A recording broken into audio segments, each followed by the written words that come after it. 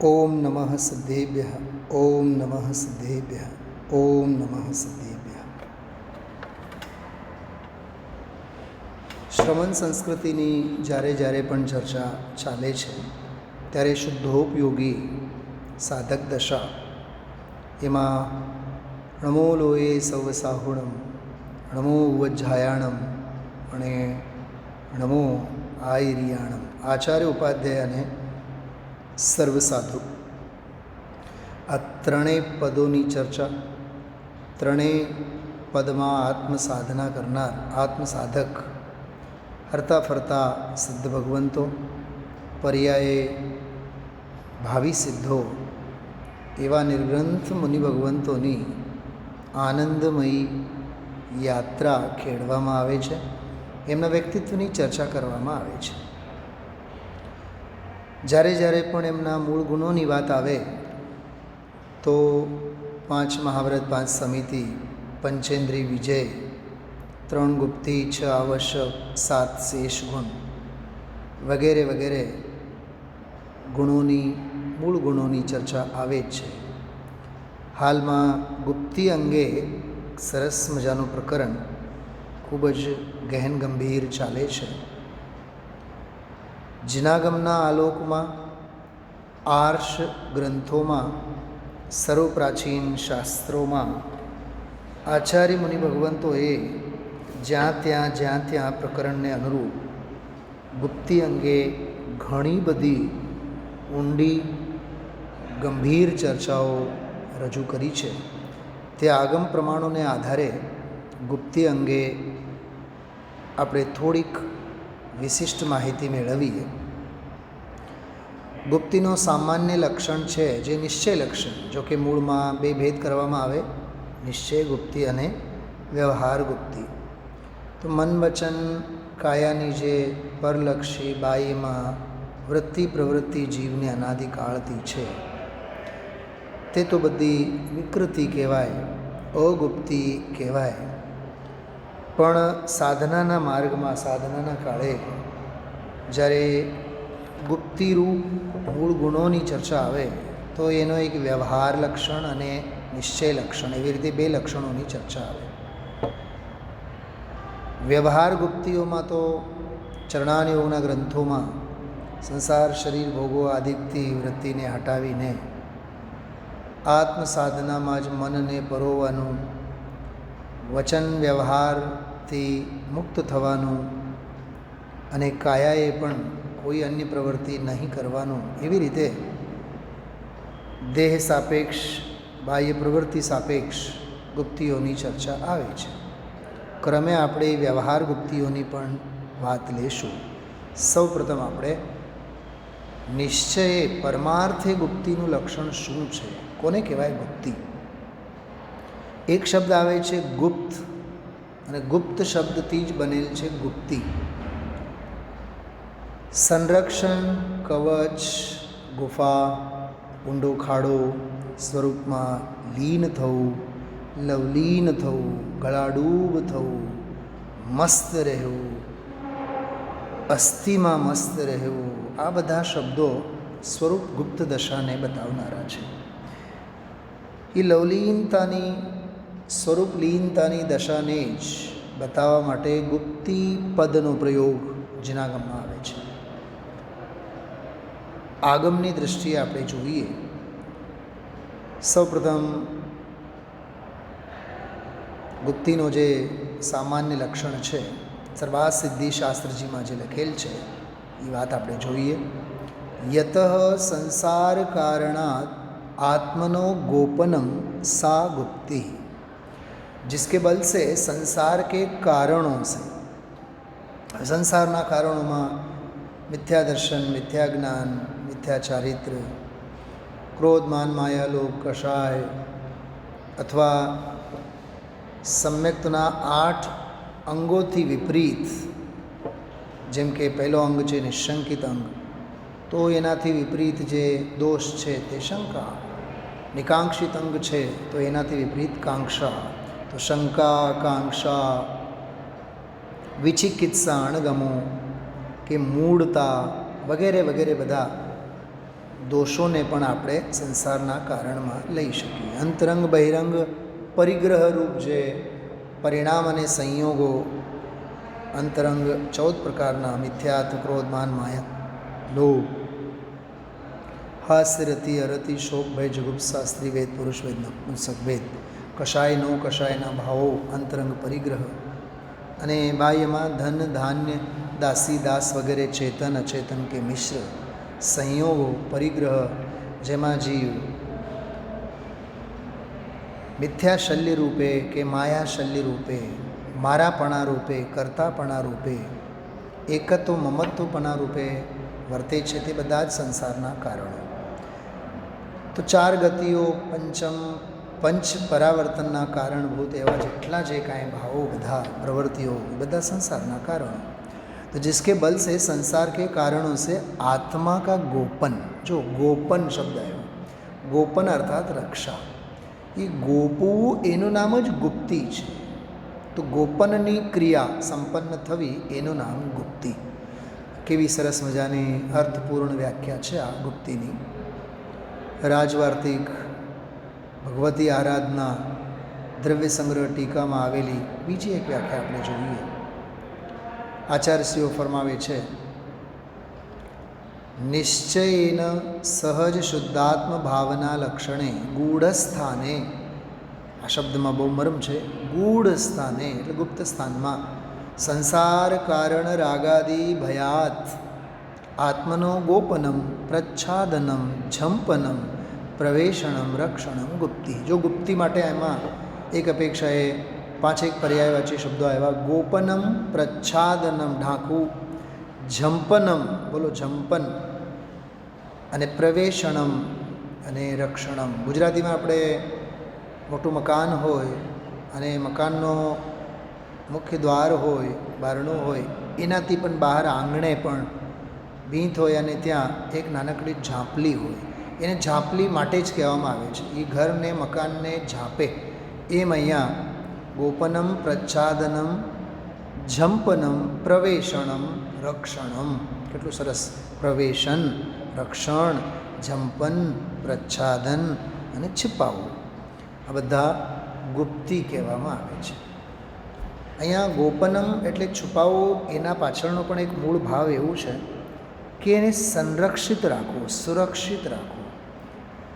જેમ બાળક રોવા માંડે કોઈ પણ કારણને લીધે, ભયને લીધે કે કોઈ પણ કારણને લીધે બાળક જ્યારે રુદન કરે તો મા એને ખોળામાં લઈ એના ઉપર પાલવ ઢાંકી એને પોતાના આંચલોથી એને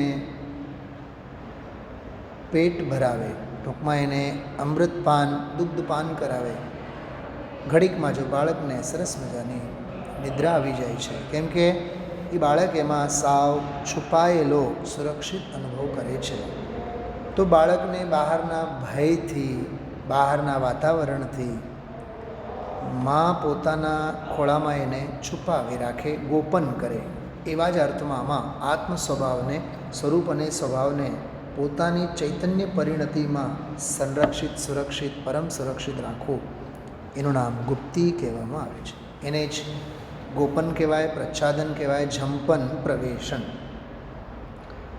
આગળ વધીએ. પ્રવચનસારજી તાત્પર્ય વૃત્તિ 240 નંબરની ગાથા, 333 અને 12મી પંક્તિ હોવી જોઈએ. 333 પાનો 240 નંબરની ગાથાની ટીકામાં બહુ સરસ ગુપ્તિની વ્યાખ્યા આવી. ત્રિગુપ્ત નિશ્ચયેન સ્વરૂપે ગુપ્ત परिणत. निश्चय से स्वरूप में गुप्त या परिणत. जो आमा एक नવો શબ્દ આવ્યો, પરિણત એટલે પરિણમનને પ્રાપ્ત. પરિણત ગાથા 6 સમયસારજીની ભાષામાં કહીએ, પરદ્રવ્યોથી ભિન્ન ઉપાસવામાં આવતો ભગવાન આત્મા શુદ્ધ કહેવાય છે. એ શુદ્ધ ત્યારે જ કહેવાય જ્યારે એ ઉપાસ્યમાન, સકલ પરદ્રવ્યોથી ભિન્ન ઉપાસવામાં આવતો હોય. એને માટે અહીંયા શબ્દ વાપર્યો છે પરિણત. એનાથી ડાયવર્ટ છે, એનાથી કન્વર્ટ છે, તે મય છે. તો સ્વરૂપમાં ગુપ્ત રહેવું કે પરિણત હોવું અનાદિકાળની પરપરિણતિ છે, પરપરિણામ છે, તેથી છૂટી સ્વરૂપ અને સ્વભાવમાં પરિણત થવું એને ત્રિગુપ્તિ ગુપ્ત હોવું એમ કહેવામાં આવે છે. જે 88 નંબરની ગાથા નિયમસારમાં ત્રિગુપ્તિ ગુપ્ત શબ્દ આવ્યો એમાં ત્રણેય પ્રકારના ગુપ્તિઓને છોડીને અગુપ્તિ ભાવને છોડીને ત્રિગુપ્ત ગુપ્ત સાધક તે પ્રતિક્રમણમય છે એવી વાત આવી. એમ આમાં કહે છે ત્રિગુપ્તિ ગુપ્ત મન વચન કાયા ત્રણેય ગુપ્તિઓથી પણ ગુપ્ત અને વિકૃતિઓથી પણ મુક્ત અને સ્વરૂપ ગુપ્ત એનું નામ અહીંયા ગુપ્તિ કહેવામાં આવે છે. આગળ વધીએ. સમયસારજી તાત્પર્ય વૃત્તિ એટલે જયસેનાચાર્યજીની ટીકામાં 307 નંબરની ગાથા બહુ માર્મિક વાત છે. એમાં જ્ઞાની જીવાશ્રિતમ અપ્રતિક્રમણમ તો શુદ્ધાત્મ સમ્યક શ્રદ્ધાન જ્ઞાન અનુષ્ઠાન લક્ષણમ ત્રિગુપ્તિ રૂપમ. શું કહેવામાં આવે છે? જ્ઞાની જીવાશ્રિતમ अप्रतिक्रमणम. ज्ञानी जनों के आश्रित जो अप्रतिक्रमण होता है वह शुद्धात्मा के सम्यक श्रद्धान ज्ञान व अनुष्ठान ही है, लक्षण जिसका ऐसे त्रिगुप्ति रूप होता है. આમાં એક નવો વિચાર બિંદુ જયસેનાચાર્યજીએ પ્રસ્તુત કર્યું છે અપ્રતિક્રમણ. સૌથી પહેલી વાત તો અનાદિકાળની પાપમય પ્રવૃત્તિ રૂપ મન વચન કાયાની જે દોડ ધૂપ છે બહારમાં એ અશુભ રૂપ અપ્રતિક્રમણ કહેવામાં આવે છે. અને અશુભ ભાવોથી છૂટી શુભ ભાવની ભૂમિકામાં સાધક દશામાં દેવગુરુ ધર્માદિકના આશ્રય, તત્વને આશ્રય, આત્મા પરમાત્માના આશ્રય જે સાતિશય શુભ પ્રવૃત્તિ કે સ્વરૂપ તરફ પાછું વળવા રૂપના જે પ્રશસ્તતમ ભાવ એને શુભ ભાવરૂપ પ્રતિક્રમણ કહેવામાં આવે છે. પહેલી છે અનાદિ અપ્રતિક્રમણની પાપરૂપ અશુભ ભૂમિકા. સાધક દશામાં શુભ ભાવની પ્રવૃત્તિ રૂપ પ્રતિક્રમણ રૂપ તે શુભ ભાવરૂપ દશા. અને આ બેઉથી અનાદિ અપ્રતિક્રમણ અને સાધકના પ્રતિક્રમણ આ બેઉથી એટલે અશુભ અને શુભ બેઉથી પણ પાર જે શુદ્ધ સ્વભાવ ભાવાશ્રિત જ્ઞાનીજનોને આશ્રિત નિમિત્ત રૂપે બાહ્યમાં જ્ઞાનીજનોને આશ્રિત. તો જ્ઞાનીઓએ શું કીધું? જ્ઞાનીઓએ કીધું કે અમારી તરફ તમે દૃષ્ટિ ન રાખો, તમે સ્વરૂપ અને સ્વભાવમાં લીન થાઓ, સ્વરૂપની શ્રદ્ધા કરો, સ્વરૂપનું જ્ઞાન અને સ્વરૂપનું આચરણ કરો. એવી રીતે જે અપ્રતિક્રમણ થાય એટલે શુદ્ધ ભાવરૂપ જે ત્રીજી ભૂમિકા અપ્રતિક્રમણ જે પ્રતિક્રમણ અને અપ્રતિક્રમણથી પણ પાર એવી ત્રીજી ભૂમિકા શુદ્ધ ભાવની ભૂમિકામાં શુદ્ધાત્માના સ્વરૂપ શ્રદ્ધા, સમ્યક શ્રદ્ધાન, યથાર્થ જ્ઞાન અને અનુષ્ઠાન જ છે લક્ષણ એનું નામ ત્રિગુપ્તિ રૂપ હોતા હૈ. આ ત્રિગુપ્તિ રૂપ જે પ્રક્રિયા અંદરમાં સ્વરૂપની સ્થિરતા રૂપ ભજે છે એનું લક્ષણ છે આત્મશ્રદ્ધા, આત્મજ્ઞાન અને આત્માનુષ્ઠાન રૂપ ચારિત્ર્ય. એવી રીતે આમાં લક્ષણના અર્થમાં બહુ સરસ ન્યાય શૈલીમાં આચાર્ય જયસેન દેવે આપણને સમજાવ્યા. હવે વ્યવહાર લક્ષણોની વાત જેમ કે મૂલાચાર છે, ભગવતી આરાધના છે, તત્વાર્થ સૂત્ર છે કે સર્વાસિદ્ધિ છે, તત્વાર્થ સૂત્રની ટીકા પૂજ્યપાદ આચાર્યની રચના છે. એમાં પણ ગુપ્તિ અંગેના જે વ્યવહારના લક્ષણો આ ક્રમમાં આગળ નિયમસારમાં પણ વ્યવહાર ચારિત્ર અધિકારમાં જે ત્રણેય ગુપ્તિઓનું સ્વરૂપ આવે છે 13 પ્રકારના ચારિત્રના સંદર્ભમાં એની વાત આવશે. મૂલાચાર્યજીમાં 331મી ગાથામાં કહે છે મન વચ કાય પવોતિ ભિક્ષુ સાવજ કજ સંજોતા ખિપ્પમ નિવારયંતો તિહિમ દુગુતો હવદિયેસો. આ ગાથાનો પાઠ આપણે સરસ લયમાં આવી રીતે પણ કરી શકીએ. આમાં આર્યા છંદ છે, ગાથા આર્યા છંદમાં આવે.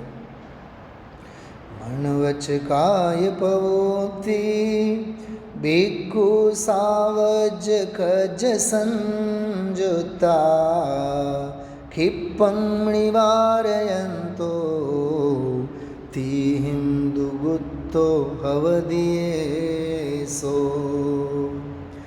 मन वचन और काय को सावध्य क्रियाओं से रोकना. वध्य એટલે હિંસા થાય, વધ્ય એટલે દોષ થાય, વધ્ય એટલે પાપ થાય. તો સાવધ્ય એટલે પાપથી સહિત દોષોથી સહિત સદોષ હિંસા, છ કાય જીવોનો ઘાત તે વધ્ય હિંસા કહેવાય. તેનાથી જે સહિત છે, ટૂંકમાં જે છ કાય જીવોના ઘાતરૂપ હિંસાથી સહિત ક્રિયા છે, આરંભી ક્રિયાઓમાં, ઉદ્યોગી ક્રિયાઓમાં, જે ગૃહસ્થ આશ્રમમાં સહેજે જ પાણી ઢોળવું, લાઇટ કરવી, વીજળી કરવી, સાફ સફાઈ કરવી, ઘરની સાફ સફાઈ કરવી, કે શરીર શૃંગાર કરવો, કે પરિગ્રહ ભેગો કરવો, આજીવિકા, જાત જાતની જે પ્રવૃત્તિઓ, એ બધી જ સમસ્ત ક્રિયાઓ જેમાં છ કાય જીવોનો ઘાતનો પ્રસંગ બને છે એને સાવધ્ય ક્રિયા કહેવાય, એને પાપની ક્રિયા કહેવાય. તો મન વચન કાયાથી, મન વચન કાયાને એવી સાવધ્ય ક્રિયાઓથી, પાપમય સદોષ ક્રિયાઓથી રોકવું, એનું નામ ગુપ્તિ છે. જો અહીંયા વ્યવહાર લક્ષણો આવ્યા ને એટલે પરદ્રવ્ય સાથેના સંકળાયેલ ગુપ્તિઓની વ્યાખ્યાઓ આમાં આવી. આગળ વધીએ આપણે. તત્વાર સૂત્ર જે સર્વપ્રથમ સૂત્ર ગ્રંથ છે, આચાર્ય ઉમાસ્વામી દેવની રચના, જેને આધારે સેંકડો હજારો ગ્રંથોની ટીકાઓની રચના થઈ છે, એમાં તો ગુપ્તિની કેવી નાનકડી પરિભાષા આવી. સમ્યક યોગ નિગ્રહો ગુપ્તિ, અર્થાત મન વચન કાય આ ત્રણેય યોગોનો સમ્યક પ્રકારે નિગ્રહ કરવો. બહુ સરસ શબ્દ છે, નિગ્રહ કરવો તે ગુપ્તિ છે. ઇન્દ્રિયોનો નિગ્રહ, વિષયોનો નિગ્રહ, આપણે ઇન્દ્રિય નિગ્રહ શબ્દ સાંભળ્યું છે, વિષય નિગ્રહ શબ્દ સાંભળેલ છે, સંસાર નિગ્રહ શબ્દ પણ આવે છે શાસ્ત્રોમાં. અહીંયા કહે છે મન વચન કાયાનો નિગ્રહ. કેમ કે આપણે નિયમસારમાં જ્યારે એક નિર્દંડ નામનો વિશેષણ આવ્યો શુદ્ધ ભાવ અધિકારમાં, ત્યાં દંડની વ્યાખ્યા કરતાં પદ્મપ્રમલધારી દેવે લખ્યું છે મન વચન અને કાયા આ ત્રણેયની જે બાહ્ય પ્રવૃત્તિ છે એ દંડ છે, અને એ દંડથી, દંડ એટલે દોષ છે, એનાથી આત્મા દંડાય છે. આત્માને દુઃખ મળે કે આત્માને દુઃખી થવું પડે માટે તે ત્રણેય પ્રકારના દંડથી, મનોદંડ, વચન દંડ અને કાય દંડથી હું રહિત એવો સ્વભાવ ભાવ, નિર્દંડ સ્વભાવની આરાધના કરો. અને ભગવાન આત્મા એવો નિર્દંડ સ્વભાવ છે. ગુરુદેવના પ્રવચનમાં આવી વાત સહેજ આવી જતી હોય છે. આત્મામાં દેહ નથી, આત્મામાં મન નથી, આત્મામાં વચન કે કાયા નથી, તો મન વચન કાયા સંબંધી પ્રવૃત્તિ અને વિકલ્પ પણ આત્મામાં ક્યાંથી હોય? એવી રીતે આમાં મન વચન કાયાને સાવધ્ય ક્રિયાઓથી રોકવું તે ગુપ્તિ, અને ત્રણેય પ્રકારના યોગોનો સમ્યક નિગ્રહ. નિગ્રહ એટલે એને હટાવવું, દૂર કરવું, લોપવું, ભૂસી નાખવું, છોડવું, તરછોડી દેવું, એના અર્થમાં ડામવું પણ કહેવાય, એને ગુપ્તિ કહેવામાં આવે છે. હવે આ જ સૂત્રની વ્યાખ્યા સર્વા સિદ્ધિમાં કેટલી સરસ કરી છે જુઓ. યોગો વ્યાખ્યાત કાય વાંગમન કર્મયોગ ઇત્યત્ર તસ્ય સ્વેચ્છા પ્રવૃત્તિ નિવર્તન.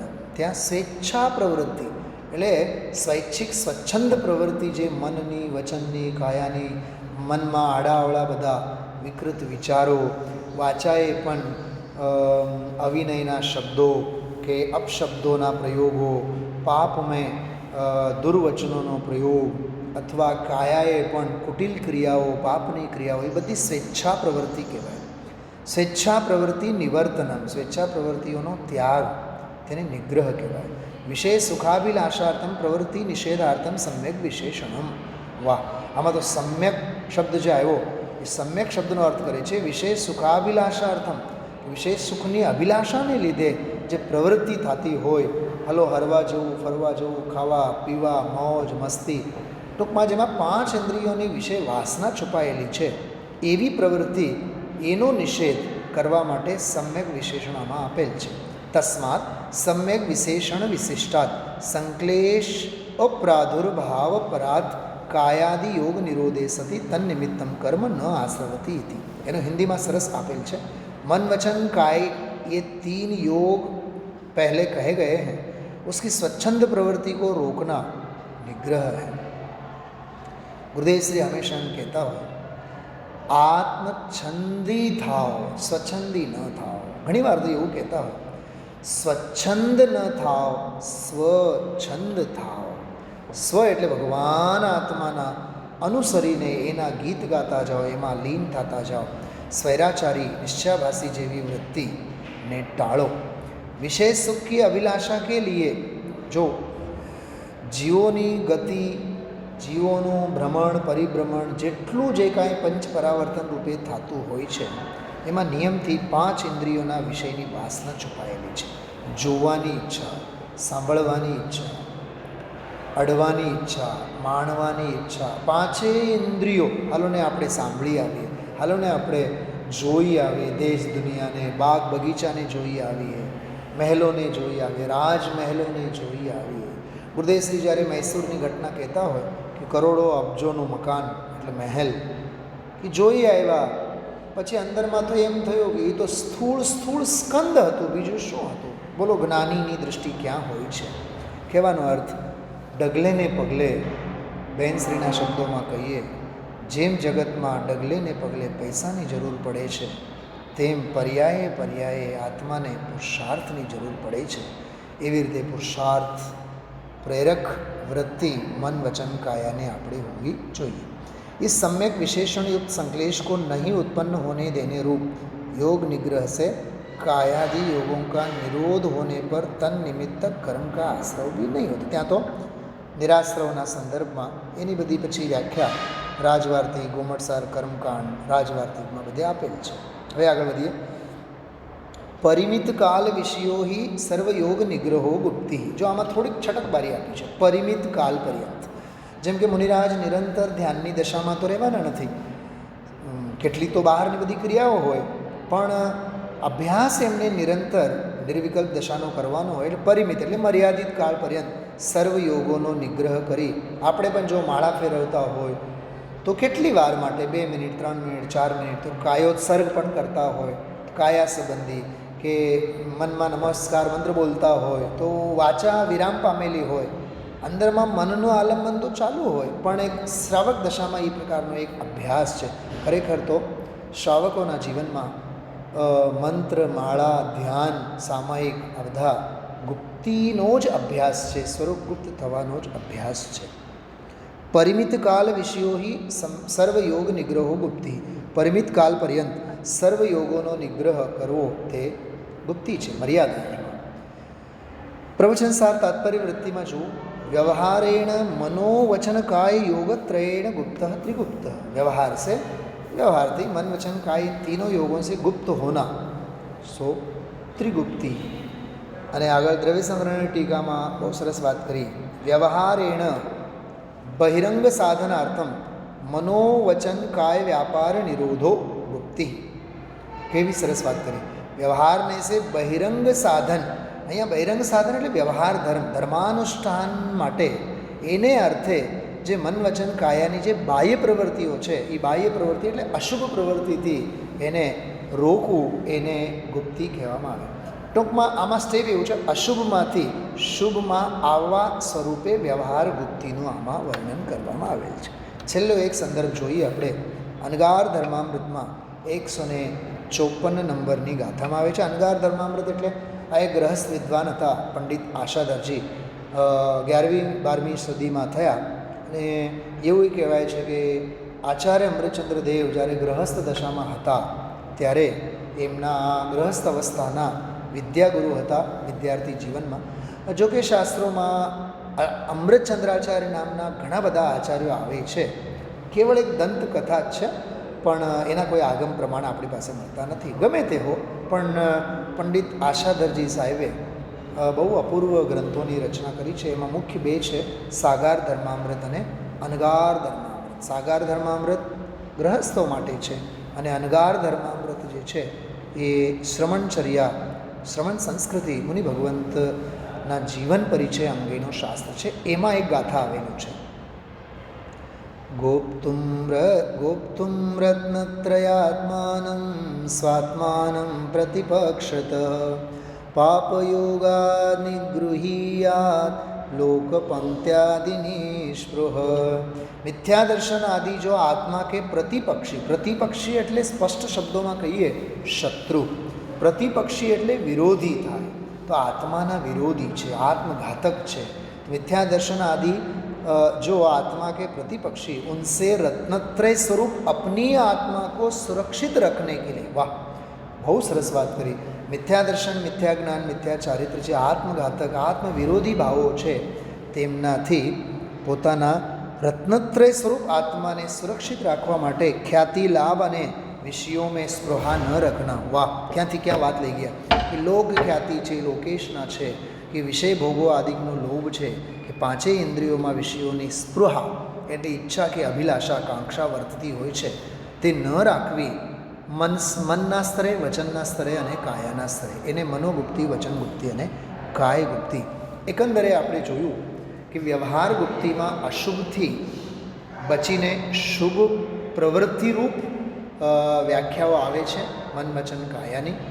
અને ખરેખર તો નિશ્ચય ગુપ્તિના સંદર્ભમાં અશુભથી તો છૂટીને શુભમાં આવ્યા, પણ હવે અંતરંગમાંના સંકલ્પ, વિકલ્પ વગેરે જે કાંઈ છે એ બધે જ શુભ ભાવરૂપ મન, વચન, કાયાની પ્રવૃત્તિઓથી પણ, અંતરંગ પ્રવૃત્તિઓથી પણ બચીને સ્વરૂપ અને સ્વભાવમાં જ્યાં કોઈ પણ જાતની ક્રિયા નથી કે પ્રવૃત્તિ નથી એવા સ્વરૂપ અને સ્વભાવમાં ગુપ્ત થવું, એનું નામ સ્વરૂપ ગુપ્ત દશા. એ પરમ નિશ્ચય મનોગુપ્તિ, પરમ નિશ્ચય વચનગુપ્તિ અને પરમ નિશ્ચય કાયગુપ્તિ છે. આજના આ સ્વાધ્યાય સત્રમાં આપણે નિશ્ચય ગુપ્તિ અને વ્યવહાર ગુપ્તિના લક્ષણો અનેક આગમ ગ્રંથોને આધારે આપણે એની ચર્ચા કરી છે. આપણે સૌ આવી શ્રમણ સંસ્કૃતિનો સત્કાર કરીએ, ગૌરવ લઈએ અને પોતાની પરિણતિમાં પણ અપૂર્વ અવસર એવો ક્યારે આવશે એવી ભાવના સંગરીએ. મંગલ ભાવના સાથે વિરામ લઉં છું. ઓમ નમઃ સિદ્ધિભ્ય.